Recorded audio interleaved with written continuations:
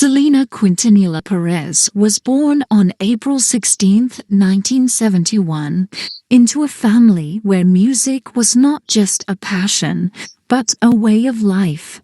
From the time she was a small child, Selena performed alongside her siblings in a family band formed by her father, Abraham Quintanilla. What began as small performances quickly revealed something extraordinary. Selena didn't just sing, she commanded attention. Her voice carried emotion beyond her years, and her presence on stage felt natural, effortless. As she grew, so did her talent, and by her teenage years, Selena had become the undeniable star of the band Selena y los Dinos. Throughout the late 1980s and early 1990s, Selena's career exploded. She became the face of Tejano music, breaking barriers in a male-dominated industry and bringing the genre to mainstream audiences. Her energy, warmth, and connection with fans turned concerts into celebrations. In 1994, she made history by winning a Grammy Award, becoming one of the first Tejano artists to do so. By early 1995, Selena was no longer just a regional star. She stood on the brink of global fame. She was preparing to release her first bilingual crossover album, expanding into fashion and carefully planning a future that extended far beyond music. On February 26, 1995, Selena took the stage at the Houston Astrodome for a sold-out rodeo performance attended by nearly 67,000 fans. Riding in on a white carriage, smiling brightly, she appeared unstoppable. No one in that audience knew it would be the final concert of her life.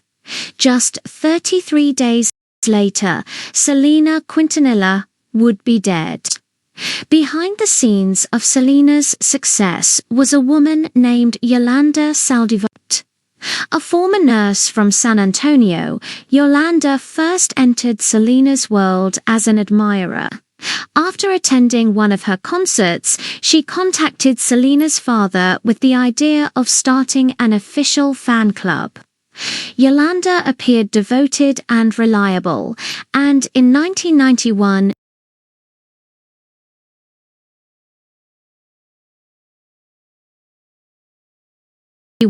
she became the club's president. Over time, she gained deeper access to Selena's life, eventually being entrusted with managing Selena's clothing boutiques, Selena, etc. This position gave Yolanda control over finances and daily operations, placing her closer to Selena than most people outside the family. But those who worked with Yolanda began to notice troubling behavior.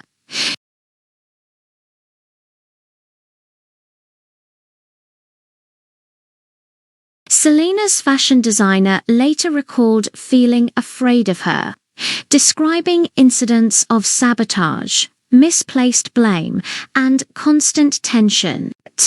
Still, Selena was known for her kindness and loyalty, often giving people second chances, a trait that would tragically work against her. In early 1995, financial irregularities surfaced. Employees complained about unpaid wages, and records from the fan club and boutiques didn't add up. On March 9, 1995, Selena, her father Abraham, and her sister Suzette confronted Yolanda directly. They accused her of embezzling money. Yolanda was fired that day. 2 days later, she applied for a permit to purchase a gun, telling store employees that she was being threatened. On March 26th, just 5 days before the murder, Yolanda purchased a .38 caliber revolver. Despite everything, Selena still wanted to resolve the situation. Yolanda refused to return important financial documents, and Selena agreed to meet her one final time to retrieve them. On the morning of March 31st, 1995, Selena went to a days-in motel in Corpus Christi, Texas. Inside the room, Yolanda delayed handing over the papers and claimed she had been raped the night before. Concerned, Selena drove her to a hospital where doctors found no evidence to support the claim. They returned to the motel, and once again Selena demanded the records. As Selena turned to leave the room, Yolanda pulled out the gun and fired a single shot into Selena's upper right back. The bullet shattered vital arteries near her shoulder and collarbone.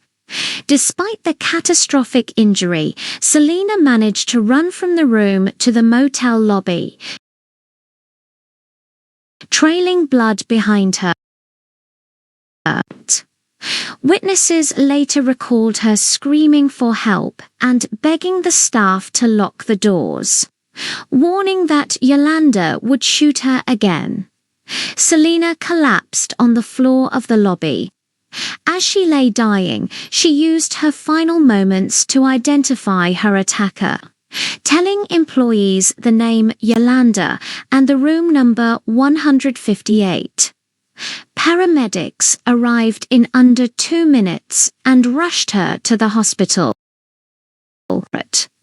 Doctors performed CPR, massive blood transfusions, and open-heart massage.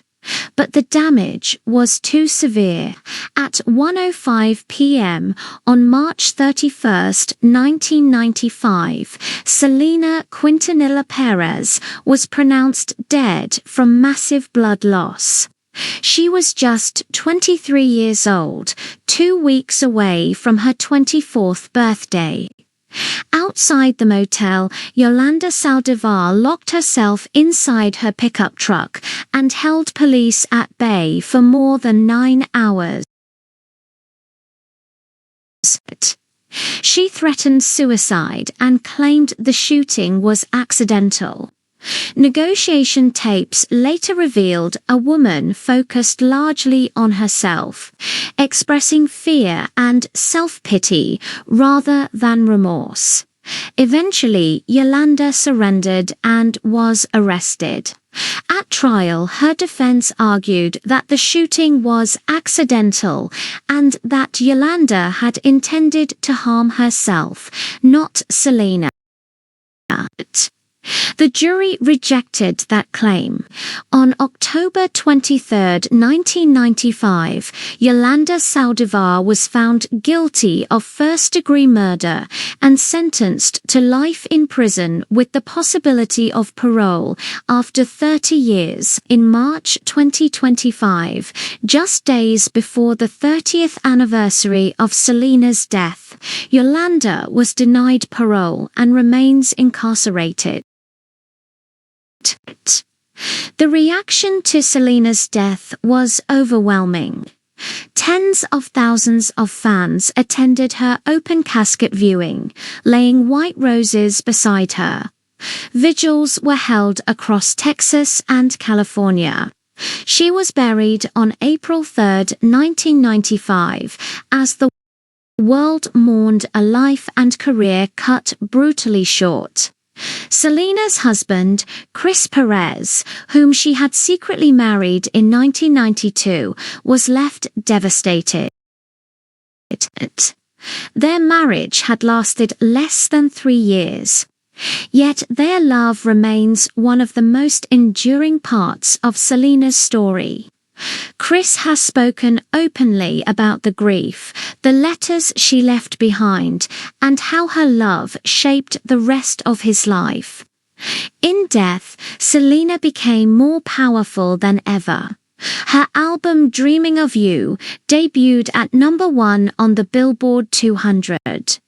Her influence inspired generations of Latin artists. Monuments, museums, films, and documentaries continue to honor her life. Selena Quintanilla did not simply leave behind music. She left behind a legacy of warmth, resilience, and love. She was betrayed by someone she trusted, silenced at the height of her rise, but Selena was never forgotten, because legends do not disappear. They live on in memory, in music, and in the hearts of millions who still call her name.